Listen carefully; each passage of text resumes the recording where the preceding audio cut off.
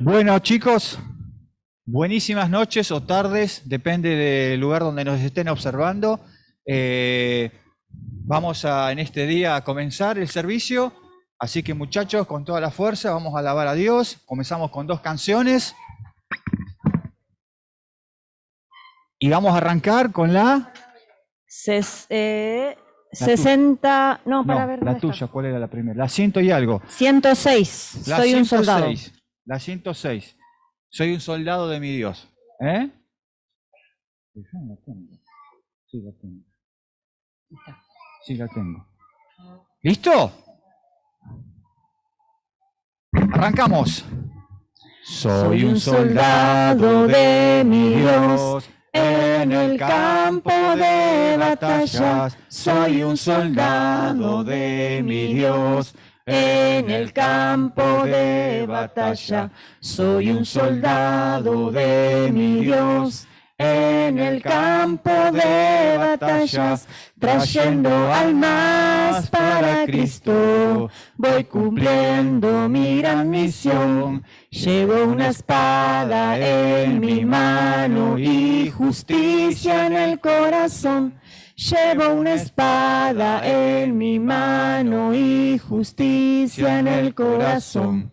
Llevo una espada en mi mano y justicia en el corazón, trayendo almas para Cristo. Voy cumpliendo mi gran misión, trayendo almas para Cristo. Voy cumpliendo mi gran misión. Cuando la muerte me alcance, quiero estar en la batalla.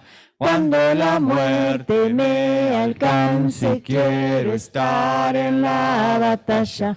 Cuando la muerte me alcance, quiero estar en la batalla. Trayendo almas para Cristo, voy cumpliendo mi gran misión. Trayendo almas para Cristo, voy cumpliendo mi gran misión. Muy bien. Y ahora las 61. Palabras de gratitud. Señor, permíteme expresar lo que en verdad quiero decir. Con mis labios cantar qué significas para mí. Son palabras del corazón, nacidas de la gratitud. Señor, quiero cantar sobre tu luz. Oh Señor, cuánto te amo yo. Oh Señor, cuánto me amas tú. Oh Señor, quiero cantar sobre tu luz. Con mi alma, mente y corazón, con mi sentimiento y mi razón. Oh Señor, quiero cantar sobre tu cruz. Me rescataste de verdad, nunca me volviste a dejar. Cuando estaba perdido, tu amor me vino a buscar. Llenó mi vida con verdad, llenó mi alma para dar. Y hoy tengo 1000 razones para amar. Oh Señor, cuánto te amo yo. Oh Señor, cuánto me amas tú. Oh Señor, quiero cantar sobre tu luz. Con mi alma, mente y corazón, con mis sentimientos y mi razón. Oh Señor, quiero cantar sobre tu cruz. Bueno, bienvenidos todos, es un gusto estar acá juntos. tomen asiento, prepárense, saquen sus Biblias, saquen sus libretas. Vamos a ir a la Biblia, vamos a estudiar. Y antes de eso, por favor, vamos a orar para que Dios esté en control de lo que vamos a hablar esta noche. Vamos a orar. Padre que estás en el cielo, te damos gracias por esta noche que nos das, Señor, la oportunidad de estar juntos acá en el salón. Gracias, Señor, por que nos cuidas, Dios, nos proteges. Y Padre, ponemos en tus manos este tiempo, este servicio, Señor. Gracias por los hermanos que cantaron. Gracias, Señor, porque podemos con nuestro cuerpo expresar cuánto te amamos, cuánto, Padre, te adoramos, cuánto te necesitamos, Señor. Y permite, Padre, que este tiempo que ahora vamos a estudiar de tu palabra pueda llegar a nuestros corazones, nos pueda transformar, pueda cambiar, Señor, nuestra manera de pensar y lo que hay que arrepentirnos lo podamos hacer, Señor, para darte gloria. Te pido también, Padre, por nuestros amigos que están el día de hoy acompañándonos. Te ruego, Padre, para que hables a sus corazones, hables a sus vidas, Señor. Y Padre, gracias, Señor, porque a pesar de las circunstancias podemos estar acá reunidos y podemos apartar este tiempo para vos, Señor. Gracias por este tiempo. Te oramos en el nombre de Jesús. Amén.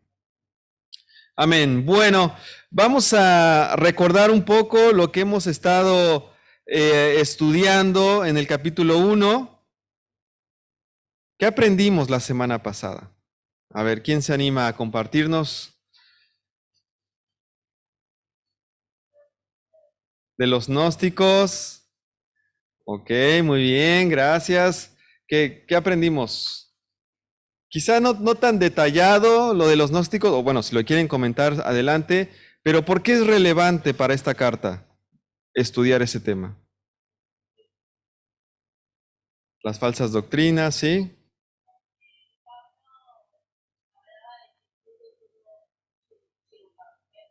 Juan.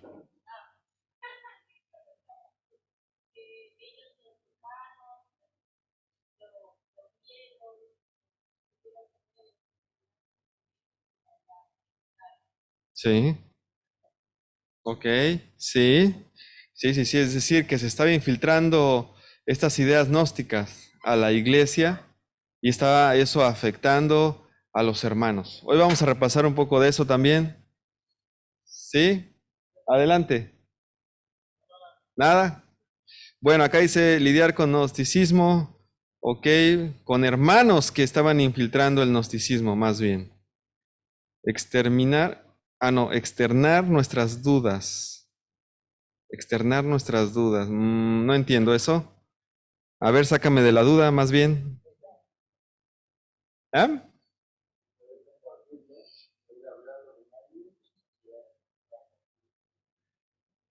La coinonía, ahí está. La coinonía.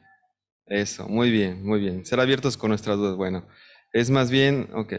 Bueno, vamos entonces juntos. Primeramente, Juan mostró un énfasis en defender la fe verdadera contra los engaños de los gnósticos. Bueno, también hablamos que si no cuidamos la vida o la doctrina que estén apegadas a la voluntad de Dios, vamos a perder esto, la coinonía, es decir, la comunión unos con otros, con Dios y con Jesús.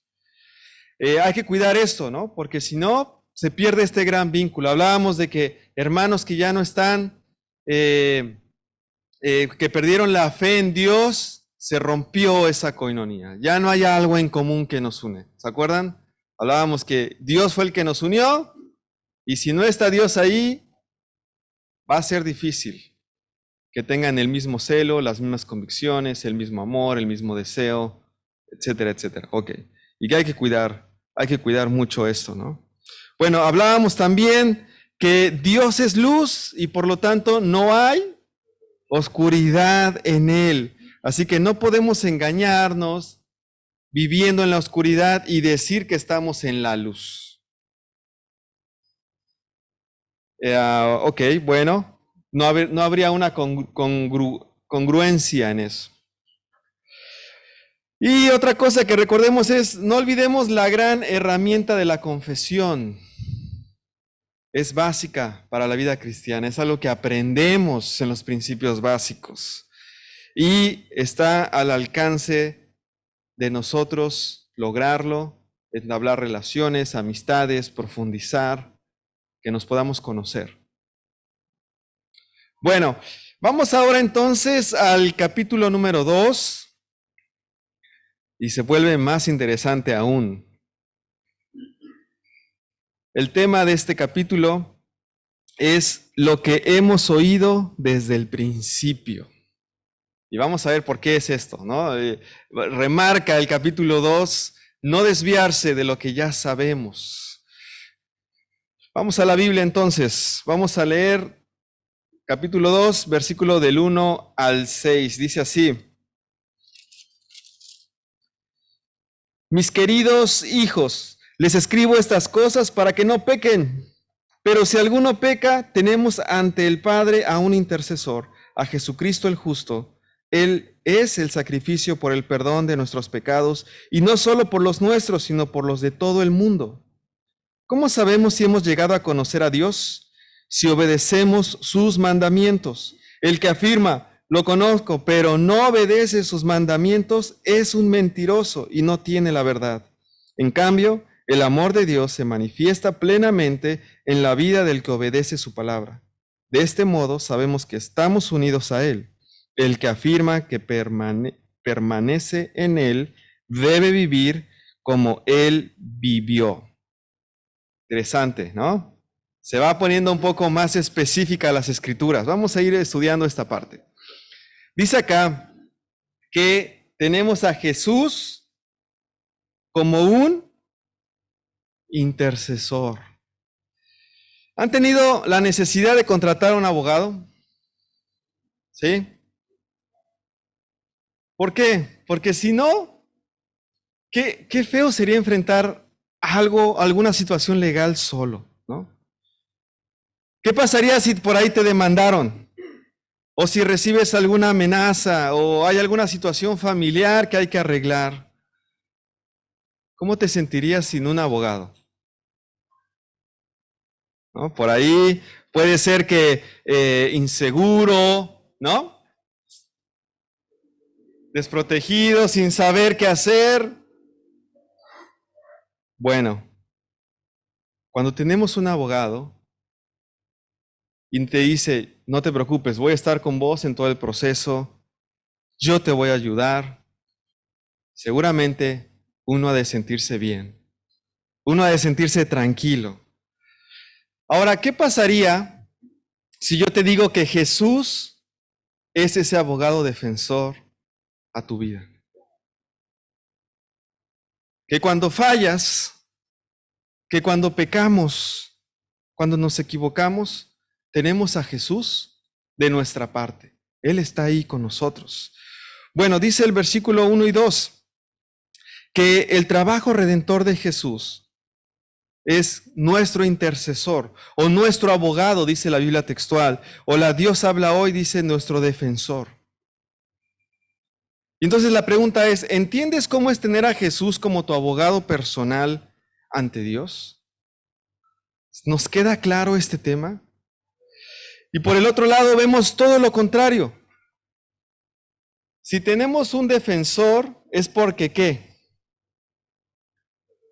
Si necesitas un abogado, es porque ¿qué? Claro, porque hay una parte acusadora. Es decir, que tenemos por el otro lado el ángel acusador. Es todo lo contrario. Es todo lo contrario a este que nos está defendiendo, a este que es nuestro abogado, a este que está intercediendo por nosotros. Hay alguien que nos está acusando, ¿no? Y vamos a verlo en Zacarías 3:1, ahí les había puesto. Dice así: entonces me mostró a Josué, el sumo sacerdote, que estaba de pie ante el ángel del Señor, y a Satanás, que estaba en su mano derecha como parte acusadora. ¿Sabes qué hace el diablo? Uno de los nombres que él tiene es el acusador. A él le encanta acusar. Es un experto acusándonos. se sabe todos los detalles, ¿no? Y vos hiciste esto de tal forma, ¿no? Es un experto acusando, ¿no? A lo mejor te recuerdas cuando eras chico, ¿no? Que te acusaban con el aceño, o tus hermanitos con tus papás, ¿no? Que te acusaban. Bueno, tenemos a alguien que está ahí con nosotros, defendiéndonos, pero también tenemos del otro lado a alguien que nos está acusando. Jesús es alguien que nos está defendiendo. Debemos de conocer esto, debemos de entender esto. Imagínate que estás ahí, estás con Dios y está el acusador y está diciendo cosas que has hecho. ¿Qué crees que le diría a Dios este acusador? Por el otro lado tenemos a Jesús. ¿Qué crees que Jesús le estaría diciendo a Jesús? Bueno, mira, él quiere echarle ganas. Él quiere salir adelante. Yo sé, yo confío en Él. Yo sé que Él va a hacer las cosas mejor. Y entonces, de pronto esto nos debe de hacer pensar en nosotros. ¿Cómo somos? ¿Estamos defendiendo como nuestro maestro o estamos acusando como Satanás? Y esto debe de plantearnos otro nivel en nuestras vidas, en nuestra forma de solucionar los problemas, ¿no? No se trata solamente de acusar, porque entonces, ¿a quién estamos siguiendo? Se trata de resolver las cosas, de reconciliar, de tener esa visión de unir las cosas y buscar la ayuda de Dios y buscar la ayuda de Jesús, que Él es el que nos va a defender, Él es nuestro abogado. Tenemos el privilegio único, los que hemos decidido ser discípulos, de tener a un abogado. Bueno, necesitamos nosotros imitar a Jesús. Y esto me recordó cuando Pablo habla a la iglesia en Corintio, les dice, ustedes están encargados del ministerio de la reconciliación. Por eso es que evangelizamos y compartimos nuestra fe, para llevar a la gente a reconciliarse con Dios. Recordemos, éramos enemigos de Dios, estábamos destituidos de la gloria de Dios a causa de nuestros pecados. Pero alguien nos invitó a que entonces pudiéramos reconciliarnos con Dios. Y eso es lo que debemos de hacer nosotros, reconciliar. Eso es lo que hace Jesús. Sí, Jesús también sabe todo lo que hemos hecho mal.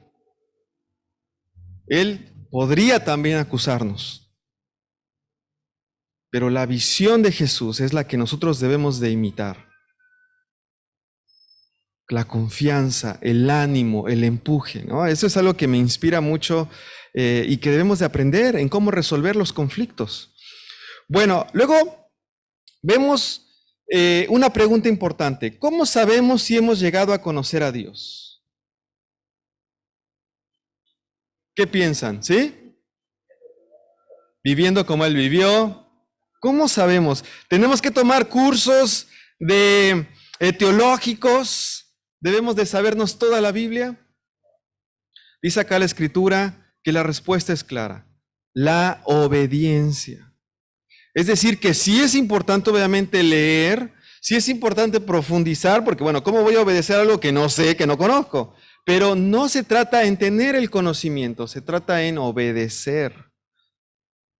De esa forma hemos llegado a conocer de Dios. Por eso es que una de las prácticas es esta. Bueno, si conozco cómo es Jesús y yo quiero ser un discípulo de Jesús y yo quiero imitar el corazón de Jesús, entonces yo necesito tener la visión que Él tiene de reconciliar. Y no la visión de ser esa parte que acusa, ¿no? Necesitamos tener la obediencia a su palabra. Sí, decimos que conocemos a Dios. Obediencia es sinónimo de conocer a Dios. ¿Por qué? Porque cuando nosotros obedecemos es porque hemos sido atrapados por ese amor que nos inspira a Dios. Entonces nos enamoramos de su palabra, la vivimos, la aplicamos, la compartimos. ¿No? Agradecemos que, por ejemplo, acá Julito nos comparte de vez en cuando una escritura, ¿no? Por ahí también estaría bueno que alguien más también pudiera compartir algo que leyó en la mañana, que le inspiró, que lo desafió, que lo está animando en alguna situación difícil. Es decir, hermanos, quiero compartirles esto, ¿no? Me ha animado en este tiempo difícil. Cuando nos enamoramos de la palabra de Dios, reflejamos el corazón del Salmo 119. ¿Se acuerdan que lo estuvimos estudiando todos los miércoles? Nos llevó 28 sesiones, 24 o 28, no me acuerdo. Estuvimos estudiando ahí en Jubilados, ¿se acuerdan? El Salmo 119, cada estrofa. Y veíamos el corazón de un hombre que estaba enamorado de la palabra de Dios. Alguien que es cautivado por la palabra de Dios. Tiene el deseo de obedecer eso. Bueno, no pienses que estás bien con Dios si no amas y obedeces su palabra de manera diaria. Por eso hay que estudiar la Biblia. Amigos que están con nosotros, los invitamos a que estudien la Biblia, a que conozcan a Dios. Es crucial para tener una comunión con Él, para estar unidos a Dios. Y luego dice acá, versículo 6, dice, el que afirma que permanece en Él debe vivir como Él vivió. Es decir, el que dice que está unido a Dios debe vivir como vivió Jesucristo. Debemos de ponernos a pensar, ¿estoy viviendo como Jesús vivió? Y hace la introducción a lo que vamos a leer más adelante, ¿no? Pero bueno, necesitamos nosotros, si decimos que estamos en Él, vivir como Jesucristo vivió. Amén. Vamos a la segunda parte, del 7 al 11, vamos a leer ahora, y dice así la Escritura. Queridos hermanos, lo que les escribo no es un mandamiento nuevo, sino uno antiguo que han tenido desde el principio. Este mandamiento antiguo es el mensaje que ya oyeron. Por otra parte, lo que les escribo es un mandamiento nuevo, cuya verdad se manifiesta tanto en la vida de Cristo como en la de ustedes, porque la oscuridad se va desvaneciendo y ya brilla la luz verdadera. El que afirma que está en la luz, pero odia a su hermano, todavía está en la oscuridad. El que ama a su hermano permanece en la luz y no hay nada en su vida que lo haga tropezar. Pero el que odia a su hermano está en la oscuridad y en ella vive y no sabe a dónde va, porque la oscuridad no lo deja ver. Ya se va poniendo un poquito más interesante. Dice acá la Escritura, o sea, está hablando el apóstol Juan y les dice, hay un mandamiento antiguo, pero también hay uno a la vez. Y uno dice, a ver, ¿cuál es el viejo y cuál es el nuevo? Bueno, en realidad es esta parte que Jesús vino a darle sentido a la ley. Es lo que vamos a ver ahora. Levítico 19 al 18 nos dice así, no seas vengativo con tu prójimo, ni le guardes rencor. Ama a tu prójimo como a ti mismo. Yo soy el Señor. Es decir, que desde Levítico, uno de los primeros libros que vemos en la Biblia, que vemos en el Pentateuco, ya se está hablando acerca de amar al prójimo. Es algo que Dios ordena. Dice la Escritura que no debemos vivir en venganza, no debemos de vivir con rencor, con resentimiento, sino que debemos de aprender a amar al prójimo. Y esto es uno de los 633 mandatos que vemos en el Antiguo Testamento. Pero a la vez vemos que Jesús está hablando en Juan 13:34 acerca de este mismo. Y dice la Escritura, este mandamiento nuevo les doy, que se amen los unos a los otros, así como yo los he amado, también ustedes deben amarse los unos a los otros. Es decir, que los dos tienen que ver con el amor. Por eso les dice, este no es nuevo, pero sí es nuevo, refiriéndose a la ley, pero también a lo que Jesús le está dando sentido a la ley. Así que por eso es que dice la Escritura, ¿no? ¿Se acuerdan? Todo se resume, ¿alguien se la sabe esa parte? Todo se resume en ama En eso se resume la ley de los profetas. Claro, ¿se acuerdan? Es interesante esta parte. Bueno, lo que vemos es que a través de la vida de Cristo, este mandamiento adquiere toda su fuerza y adquiere la importancia. Y lo vemos con el ejemplo de Jesús. Cada cosa que Él hizo, lo hizo por amor. Todo lo que vemos que Él hace, no vemos ahí una venganza, ¿sí? No vemos resentimiento contra los maestros de la ley. Es más, Jesús habla acerca de los maestros de la ley. Los fariseos les dicen, ustedes deben de escucharlos, porque saben, pero no sigan su ejemplo, porque su conducta no es la correcta. ¿Se acuerdan? Y también dice, o sea, necesitan ustedes llegar a ese nivel también, pero obviamente superar ese nivel. Así que Jesús no es que tenga rencor, ni que diga, no les hagan caso, o que esté hablando mal de ellos, ¿verdad? Nunca vemos una amargura cuando en las expresiones de Jesús, sino que Jesús siempre decía la verdad. Él quería que todos se salvaran. Jesús les predicó a todos, fue a cada sinagoga, pero no todos respondieron. Bueno, vemos acá que el amor al prójimo es un tema central en las Escrituras. Es uno de los es el mandamiento más importante de la ley. Ama a Dios, pero dice, ese es el mandamiento primero, y hay uno parecido. Ama a tu prójimo como a ti mismo. De estos dos mandamientos dependen toda la ley y los profetas. Mateo 22:40. Es decir, que en los 39 libros del Antiguo Testamento se puede resumir en dos mandamientos. Hermanos, amigos, son dos cosas muy sencillas. No es complicado. Aprender a amar a Dios y aprender a amar al prójimo. Bueno, ¿cuál de las dos es más difícil hacer? A ver, unos dicen al prójimo. Yo, obviamente, las dos, pero yo creo que les hablaba la vez pasada, ¿no? ¿Cómo podemos nosotros amar a alguien que difícilmente vemos, ¿no? Entonces yo creo que a veces es más difícil amar a Dios, porque estamos como, no me está viendo, ¿no? O pensamos que no está ahí, cuando en realidad Dios está ahí. Y Dios te ve, aún tus pensamientos, aún lo que haces en secreto, aún lo que estás haciendo solo, Dios te está viendo. Y a veces no nos damos cuenta de eso, ¿no? O pensamos que Dios no nos ve o no nos escucha. Hay gente que ha vivido enojada con Dios mucho tiempo y nunca lo ha demostrado. Los dos tienen su complejidad. Bueno, y de pronto vemos una gran incongruencia para los gnósticos. Nuevamente vuelve al tema de los gnósticos. Juan lo expone, dice acá que habla de tres sentencias. Lo habíamos visto en el capítulo 1. La primera sentencia es, si afirmamos que tenemos comunión, pero vivimos en la oscuridad.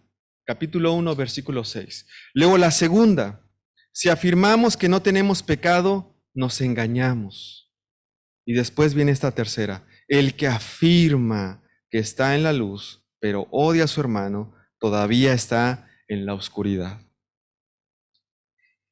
Los gnósticos estaban viviendo estas tres grandes incongruencias en lo que creían y en lo que les decían a otros, en lo que predicaban. Y lo que hacía Juan era denunciar, diciéndoles, esto no se puede. No puedes decir que amas cuando estás odiando. No puedes decir que estás en la luz cuando hay pecado y oscuridad en tu vida. Y así los exponía. Dice el versículo 9, el que dice estar en la luz se aborrece a su hermano. Está hablando directamente contra ellos. ¿Por qué la mención de odiar a los hermanos? Bueno, ¿por qué Juan habla acerca de esto de odiar a los hermanos? Porque estos gnósticos, como les había dicho, salieron dentro de la iglesia. Salieron de ahí.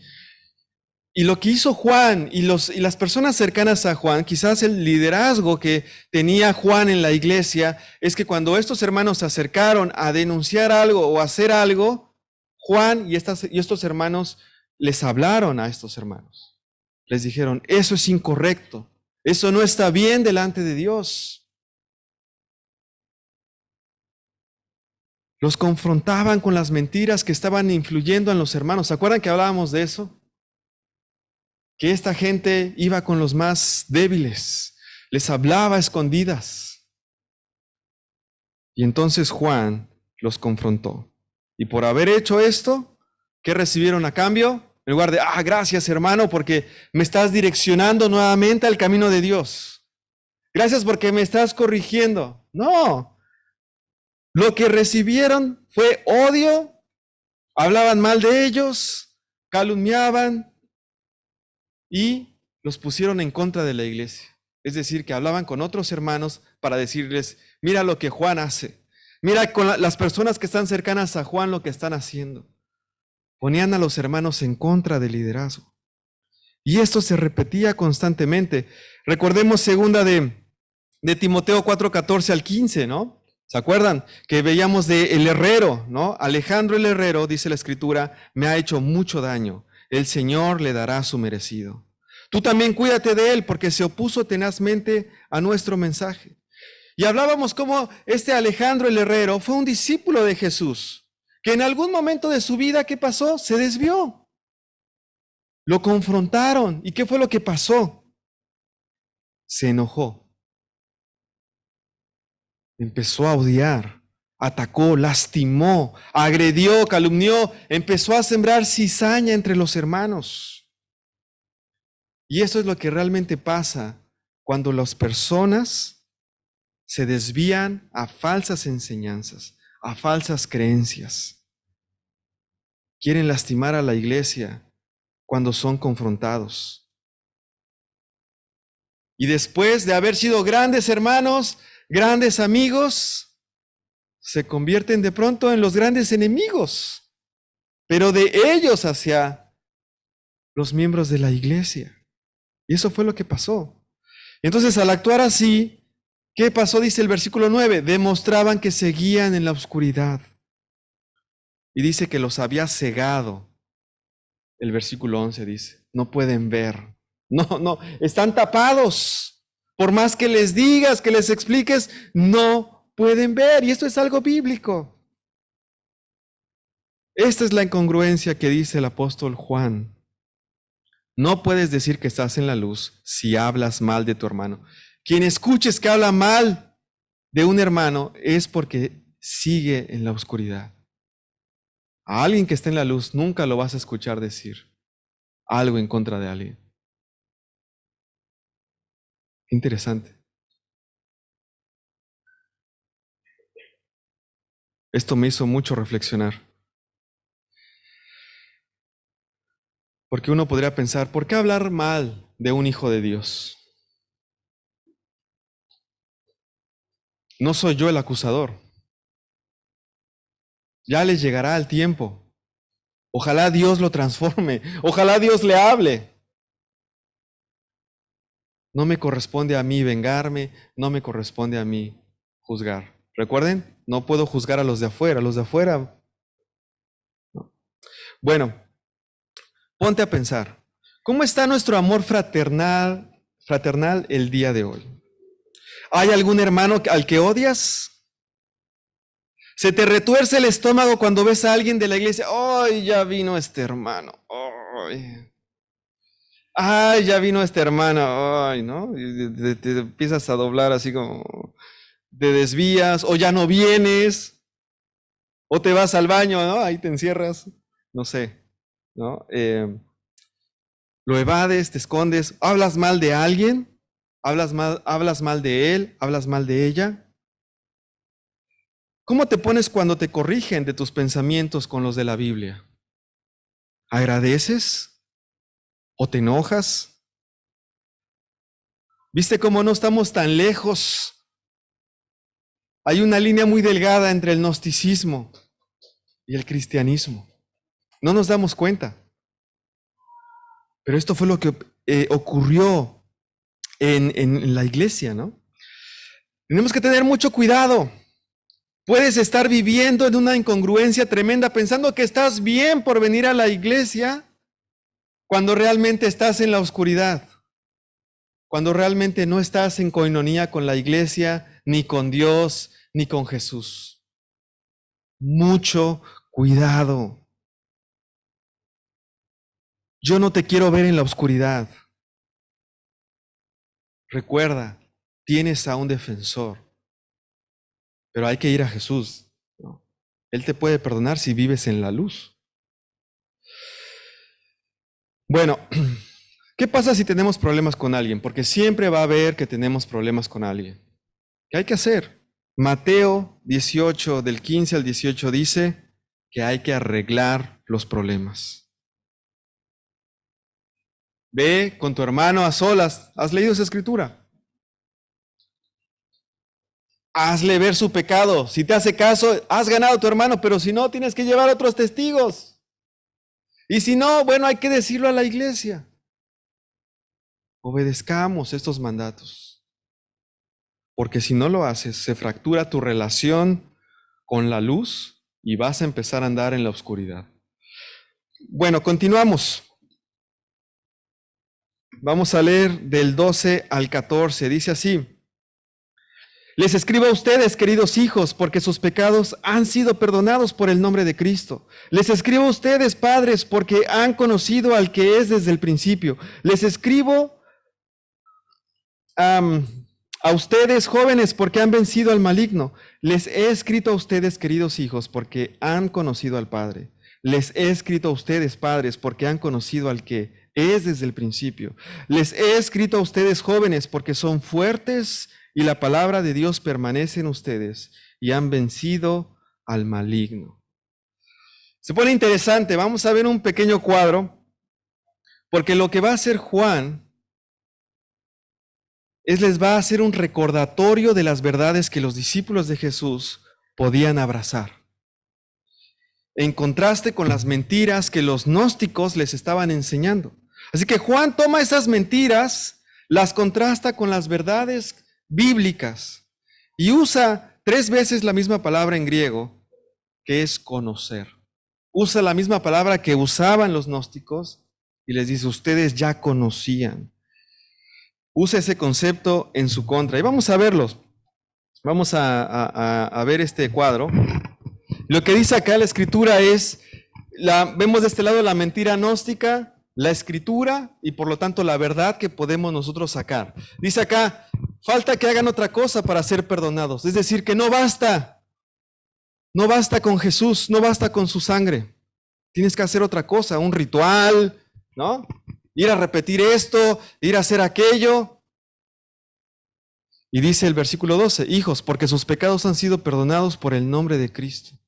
Jesús es el que perdona nuestros pecados. Ya tenían el perdón de Dios a través de Cristo, pero de pronto empezaron a llegar filosofías extrañas, interesantes, los cautivaron y entonces empezaron a desviar.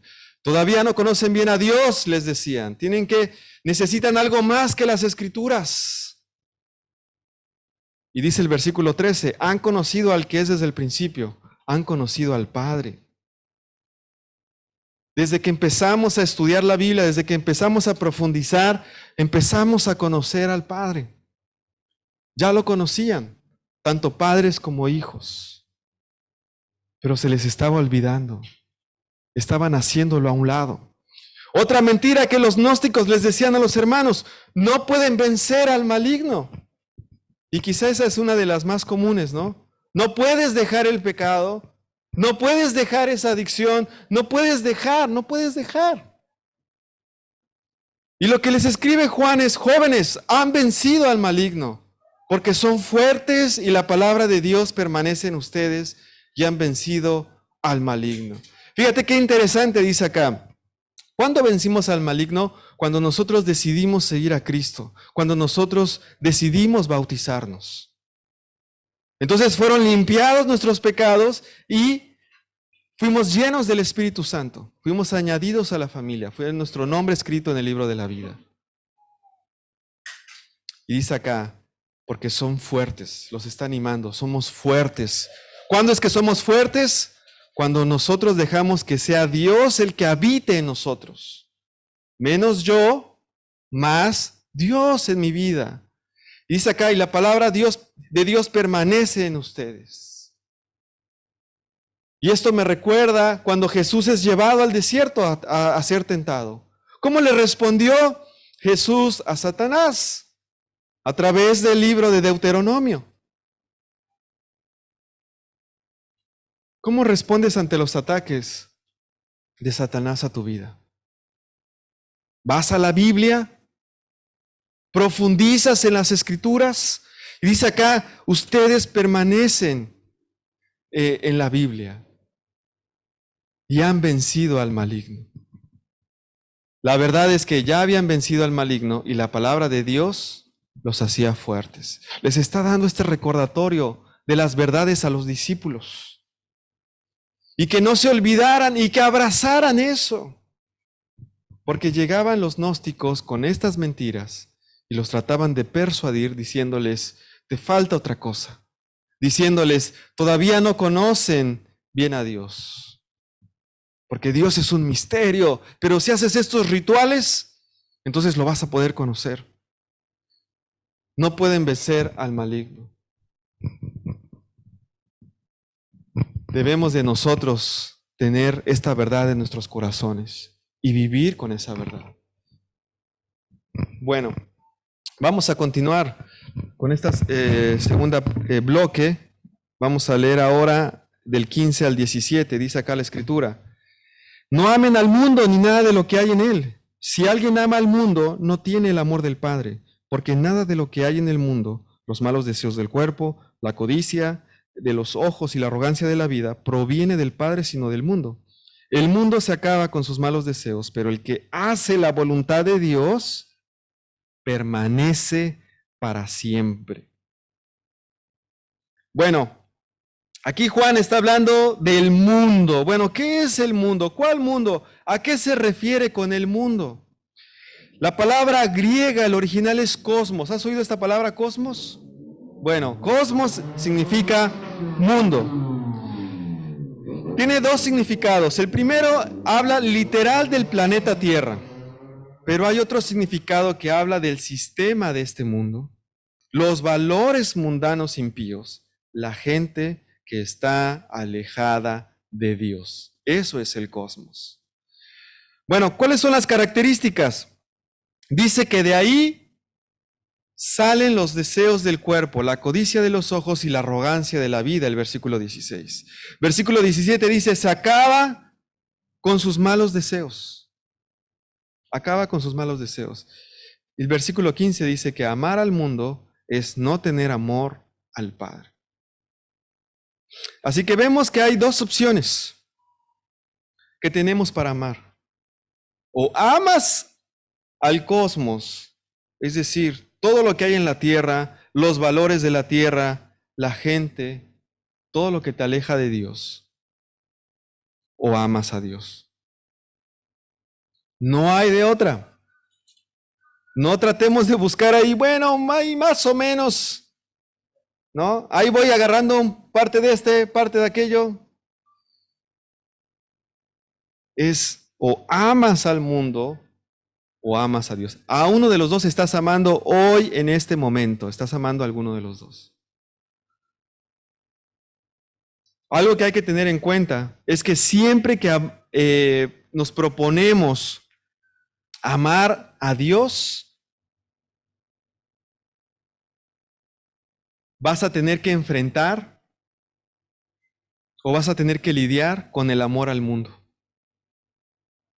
Es decir, ya estás encaminado a amar a Dios, te decidiste, estás animado, pero de pronto va a llegar esa tentación de o retroceder o decidir amar al mundo. ¿Qué vas a hacer? Y muchas escrituras hablan de esto, ¿no? Quizá la que más se me viene a la mente es la parábola del sembrador.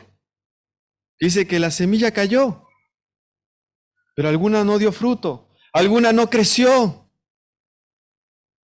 por las preocupaciones de este mundo, porque te empezaron a robar el ánimo. No se pueden las dos cosas, tendrás que elegir. Son cosas opuestas, totalmente opuestas. No puedes seguir a las dos. Y las enseñanzas gnósticas estaban enfocadas en las cosas del mundo. Con que alguna de la filosofía que andaban por ahí o que actualmente andan por acá, si te alejan de Dios o empiezan a enfocarse en el mundo, automáticamente ya es del mundo. Así lo puedes diferenciar. Con que una cosa ya queda descartada, ¿no? Había un ejemplo, ¿no? De que te sirven una ensalada. ¿Y qué tiene una ensalada? A ver, tiene por ahí huevo cocido, tomate cherry, lechuga. ¿Qué tiene una ensalada? Cosas así, ¿no? Zanahoria puede ser. ¿Qué pasaría si te dijeran, bueno, alguna de esas cosas está envenenada? ¿Te comerías la ensalada? ¿Te arriesgarías a, bueno, no sé cuál sea, puede ser que sea mejor me como todo menos eso? Bueno, así es con Dios. El mundo, por naturaleza, se opone a la voluntad de Dios. Así que no puedes decir, bueno, una cosa, no. Es o seguir a Dios o seguir al mundo. Bueno, vamos a continuar. Lo que dice acá la Escritura, vamos a leer ahora del 18 al 27, dice así: queridos hijos, esta es la hora final, y así como ustedes oyeron que el anticristo vendría, muchos son los anticristos que han surgido ya. Por eso nos damos cuenta de que esta es la hora final. Aunque salieron de entre nosotros, en realidad no eran de los nuestros. Si lo hubieran sido, se habrían quedado con nosotros. ¿No? Esto me suena como, si te amó, ¿no? Va a regresar, ¿no? O se queda. Si no, nunca fue. Su salida sirvió para comprobar que ninguno de ellos era de los nuestros. Todos ustedes, en cambio, han recibido unción del Santo, de manera que conocen la verdad. No les escribo porque ignoren la verdad, sino porque la conocen y porque ninguna mentira procede de la verdad. ¿Quién es el mentiroso sino el que niega que Jesús es el Cristo? Es el anticristo, el que niega al Padre y al Hijo. Todo el que niega al Hijo no tiene al Padre. El que reconoce al Hijo tiene también al Padre. Permanezcan ustedes lo que han oído desde el principio, y así ustedes permanecerán también en el Hijo y en el Padre. Esta es la promesa que Él nos dio, la vida eterna. Estas cosas les escribo acerca de los que procuran engañarlos. En cuanto a ustedes, la unción que de Él recibieron permanece en ustedes, y no necesitan que nadie les enseñe. Esa unción es auténtica, no es falsa, y les enseña todas las cosas. Permanezcan en Él, tal y como Él les enseñó. Bueno, dice acá la Escritura del anticristo. Bueno, yo creo que hoy en día hemos escuchado mucho acerca del anticristo, ¿no? Pensamos que va a venir el anticristo. ¿Y qué nos dice acá la Escritura? Que ya han varios. ¿Quién es el anticristo? Aquel que niega al Padre y al Hijo. Así que no es un ritual, no es como algo que nos debe de dar miedo, porque esto ya está existiendo ahora. ¿Se acuerdan que cuando dice acá, esta es la hora final? O sea que ya estamos viviendo en los tiempos últimos. Habíamos hablado ya de esto. Bueno, surgen estos anticristos que son personas que niegan a Cristo y que niegan a Dios Padre. Así que el propósito de la carta, Juan nos aclara que escribió acerca de los que procuran engañarlos. Por eso es que escribe esta carta. Más claro no puede ser. Estaba defendiendo la fe, porque había un grupo en la iglesia disidente que estaba cargando con enseñanzas gnósticas.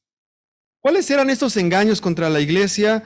Bueno, dice acá la Escritura que negaban a Cristo, negaban su divinidad y su humanidad. Automáticamente esto los convierte en anticristos. Aquel que niega al Padre y al Hijo. ¿Qué otra cosa? Rechazaban la hermandad. No era cualquier cosa. Tenía consecuencias. Dice la Escritura, su salida sirvió para comprobar que ninguno de ellos era de los nuestros, versículo 19. Bueno, ¿qué otra cosa era? Enseñaban que no se les había enseñado la verdad completa. Que les habían enseñado la verdad a medias. Y la realidad era todo lo contrario, según versículos 20 al 21. Bueno, ¿qué otra cosa eran los engaños de los gnósticos contra la iglesia? que podían abandonar la enseñanza original del Evangelio y aún así seguir unidos al Padre. Puedes hacer de tu vida lo que quieras, nada te va a separar de Dios. Y eso era una gran mentira. La coinonía puede romperse. ¿Qué otra cosa enseñaban ellos? Que necesitaban nuevas revelaciones, que había verdades ocultas que por ahí se les presentaron solamente a ciertas personas. Como que de un gran nivel espiritual, bueno, a ellas se les reveló, a los otros no. Y Juan afirmó que los discípulos ya no necesitaban más enseñanzas. Versículo 27. Ya sabían lo necesario. El Espíritu Santo estaba con ellos, así que no necesitaban nada más. Y bueno, los anticristos se encargaban de engañar a la iglesia y de negar la existencia de Cristo. Bueno, 28 y 29, y con esto terminamos, dice la Escritura. Y ahora, queridos hijos, permanezcamos en Él para que cuando se manifieste podamos presentarnos ante Él confiadamente, seguros de no avergonzados en su venida, de no ser avergonzados en su venida. Si reconocen que Jesucristo es justo, reconozcan también que todo el que practica la justicia ha nacido de Él. Interesante. ¿Por qué dice Juan? ¿Por qué los anima? ¿Por qué los exhorta? Porque Él quiere verlos bien delante de Dios cuando Él venga por nosotros. No quiere que nadie esté avergonzado. Tenemos que trabajar en nuestra vida. Bueno, ¿cómo terminamos esta clase y este capítulo 2? Juan les dice el por qué tanto énfasis, el por qué tanta insistencia. El objetivo final es mantenerse unidos a las verdades de Dios. Así Él regresa y todos estamos bien delante de Él, ¿no? Seguros. No va a haber algo que nos avergüence, como diría Pablo, ya estoy listo, he corrido la buena batalla. Debemos de sentirnos así también nosotros. ¿Te imaginas terminar tu vida de fe creyendo y viviendo mentiras? Y así cuando llegue Jesús te presentes. Yo pensaría, sería una gran vergüenza y sería un gran deshonor, porque Él sabe lo que hacemos. No hay nada que esté oculto ante Él. Así que necesitamos mantenernos firmes, creciendo en las verdades que hemos oído desde el principio. Así fue como se llamó la clase de hoy. Manténganse unidos a las verdades que hemos oído. Si es algo nuevo, no es verdad. Todo está dicho hace 2000 años. ¿Hay nuevas aplicaciones? Sí, porque hoy hablamos, por ejemplo, del Internet, cosa que no se hablaba antes. Pero los principios bíblicos son los mismos. El pecado es el mismo que sigue lastimando a la humanidad y la solución al pecado es Cristo, su sacrificio por nosotros. Así que, hermanos, ha sido muy interesante poder leer esta carta juntos y falta todavía 3, 4 y 5. Así que todavía tenemos para el campeonato, ¿no? Vamos a los anuncios. Vamos a recordar Amaneciendo con Dios de lunes a viernes. Si se pueden conectar, por favor, conéctense. Ahí está, esta semana Chipana va a estar ahí. Está ahí dando las promesas de Dios, ¿no? Bueno, Casa de la Juventud, 18 horas, nos vemos por acá. No se olviden, están invitados, hemos estado estudiando proverbios, hemos estado jugando, hemos estado aprendiendo, hemos estado comiendo, ¿no? Acá nos traen bocadillos muy ricos, ¿no? Lucas y Nati y también otros hermanos han traído, nos la pasamos muy bien. Y el servicio del domingo es a las 18 y vamos a estar todas las iglesias juntas. Nuevamente, este domingo va a ser un domingo especial. No falten, estaremos por acá en el salón a las 18 horas. El siguiente miércoles a las 20 horas y nuestro congreso del 12 de diciembre, el primer congreso argentino. Ya estamos definiendo muchos detalles, estamos muy animados, va a ser muy especial. No falten, hagan todo lo necesario para poder estar ahí en este congreso. Bueno, vamos a trabajar en grupos. acá en las mesas, por favor, charlemos un poco de lo que hemos aprendido el día de hoy. Y por acá, por el Zoom, vamos a tener entonces la sección de grupos y después regresamos para despedirnos.